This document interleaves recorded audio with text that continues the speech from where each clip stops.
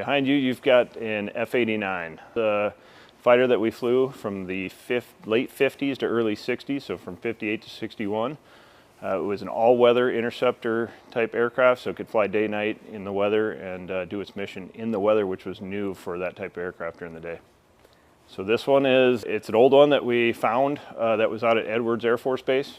And that's one of the mysteries that we're trying to figure out with this airplane, is the history of this actual tail number.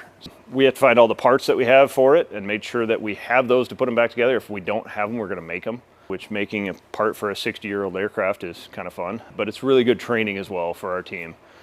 Yeah, that really is a huge part of why we're doing this, that historical aspect of it, but it's bringing the community back in, bringing our retirees. I mean, that's our family lineage that we have out here at the South Dakota Guard. We always talk about being a family, and that's bringing some of those back. That I've got people that work on the flight line right now that their dads were working out here and their grandpas were working out here. So it's, you know, you've got everybody that works out here in the Guard is what it seems like. So getting those people back and into that family and inclusion into the modern day fight that we have now is, you know, this is a great piece to that.